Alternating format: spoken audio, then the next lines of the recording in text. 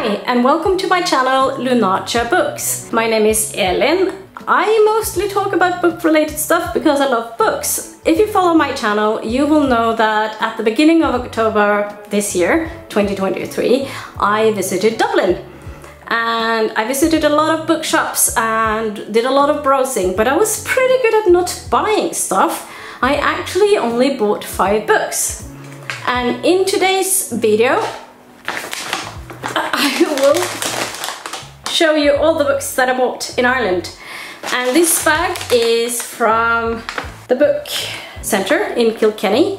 I spent most of my time in Dublin, but I also had one day where I visited Kilkenny. This bag is from there, but the books in it are from different bookshops. Since I only bought 5 books, that means that there were bookshops that I visited that I didn't buy anything, and one of them was the Winding Stair Bookshops, which is a beautiful place. I have a video from that bookshop with footage just from that bookshop. I will link that up here as well as in the description box, of course. But in Dobré Books, which is a bookshop situated on Grafton Street, very central in Dublin, I actually bought 2 books because they had this buy one get one half price deal. I spotted a book on that table that I knew that I really wanted. It's a book that I have read previously. I actually read it for the Book Crossing 24-hour readathon, and I have a reading blog for that readathon on my channel. Link there, as usual. But I don't think I talked too much about it. I can't remember.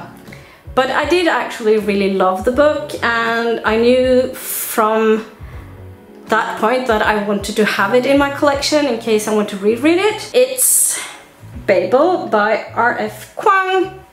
This is an author that I have grown to really like, and this book is about linguistics, about learning languages, but also about colonialism and racism, and there's magic, lots of interesting good stuff. You might think that, oh, but linguistics and languages, that's pretty boring. To me, it's not, because I love languages and I think linguistics are fun. I have studied languages in university. That was before I realized that having a degree with no, like, what do you say, like goal for my studies didn't really bring a lot of work, at least not any work that was related to my studies. So that's when I did librarianship degree. So I have a bachelor in library and information science, but before I did that I did a degree in humanities at the university, and for that degree I did English, and as part of it I also had to do some linguistics and phonetics and things like that, and I really loved that. It was fun, and I managed to actually go to the UK for a little bit and as part of my degree, and studied at Cardiff University. As you can probably hear, my native language is not English, it's Norwegian. Fortunately, not a super strong Norwegian accent, but I do still have an accent. And the second book that I picked up was this one. I didn't really know a lot about it before I picked it up. I just read on the back and it really intrigued me, so I'm going to read from the back for you as well. So this was actually shortlisted for the CWA Gold Dagger for Non-Fiction 2022, and I must admit I don't really know what that is. I should probably have googled it before starting recording this video, but I didn't. Don't come for me. If you know what it is, feel free to leave a comment in the description box, in the comments, and let me know what this thing is. Anyhow, I'm going to read on the back for you about the book, because that's what made me pick up this book or buy this book. Dublin, November 1856.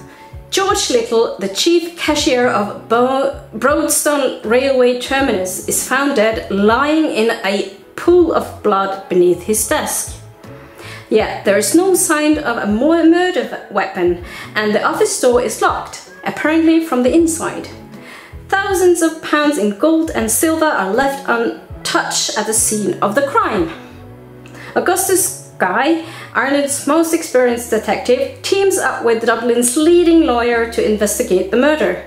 But the case defies all explanations. Then a local woman comes forward claiming to know the killer. So I just really think that it sounds interesting.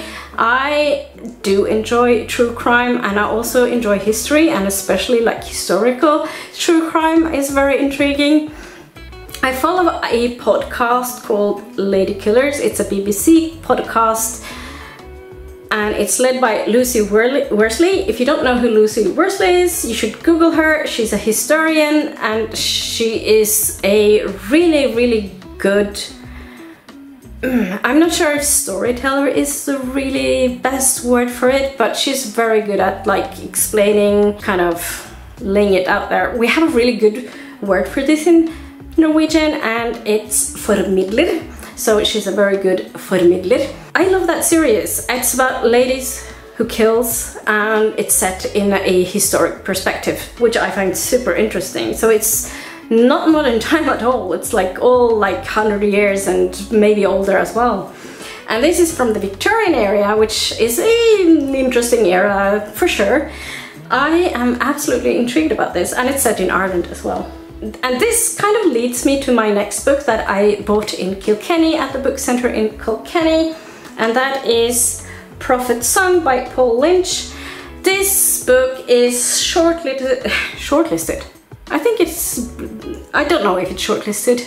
Why did I say for shortlisted? I don't even know. But it's longlisted for the Booker Prize in 2023, this year. It's also a book set in Ireland. If you don't know this already, my partner is Irish, and that means that I go to Ireland at least once a year. Not during the pandemic, unfortunately, but like under normal circumstances, we go there every year. This book kind of, yeah, piqued my interest. Also, I got a really good price for it on it. It's like €15.99. Normally it's like 20 euros, and I know that in Norway it's much more expensive as well. I'll read from the back since I don't really know a lot about this book, even though I picked it up. But I just read on the back, and that's what made me, like, it made me pique my interest. And yeah, just let's start reading from the back. On a dark, wet evening in Dublin, scientist and mother of four Eilish Stack answers her front door to find the GNSB on her step. Two officers from Ireland's newly formed secret police are here to interrogate her husband, a trade unionist. Ireland is falling apart. The country is in the grip of a government turning towards tyranny, and when her husband disappears, Eilish finds herself caught within the nightmare logic of a society that is quickly unraveling. How far will she go to save her family? And what or who is she willing to leave behind? So that's basically what it says about this book. Not a whole lot, but that's fine. I don't want to know too much about the book that I'm picking up before I'm reading it. But yeah, it was absolutely intriguing. So it will be an interesting read, I think. Have you read it?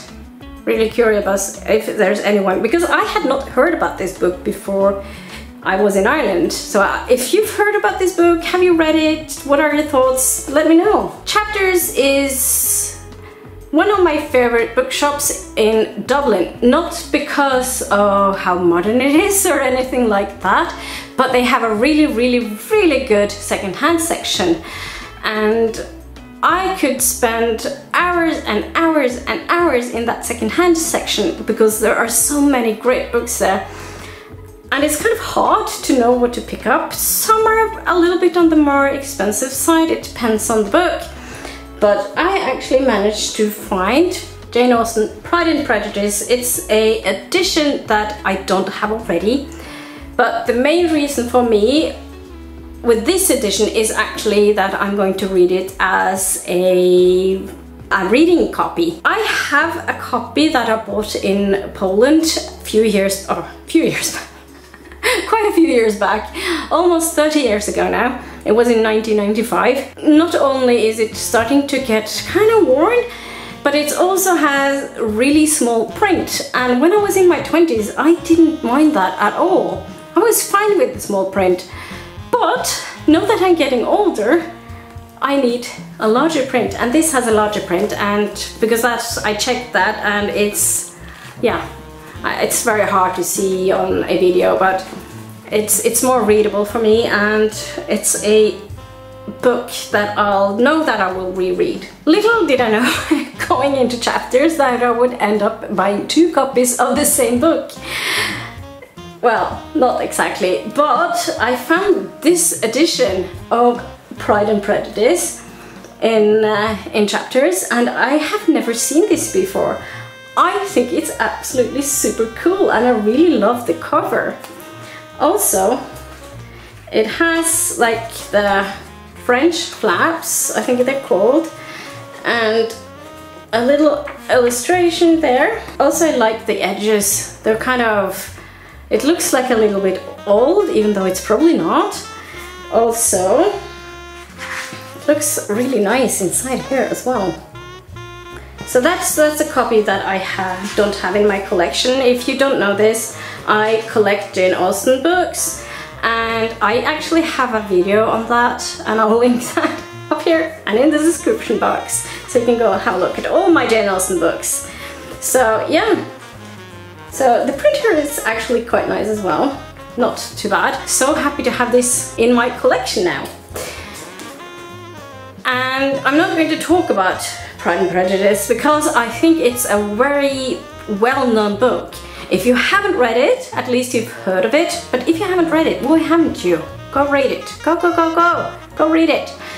It's actually a really good book.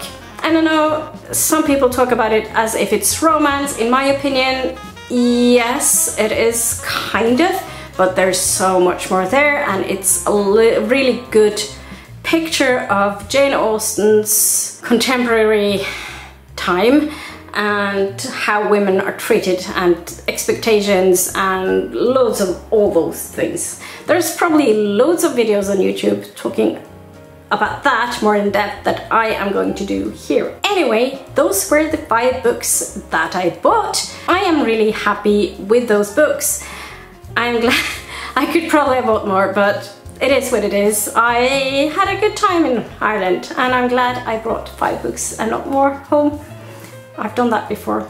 I mean, brought more books home. Before you go, I would love to know if you have read any of these books that I've talked about today. Was there any books that piqued your interest? Was there any books that you have read and didn't like? I would love to know that as well. So please leave a comment. And if you don't really have anything to say, put an emoji. If you come this far in the video, I would love to see a penguin emoji in my comments. Also, remember to subscribe to the channel. Give the video a like. That will help the video very much.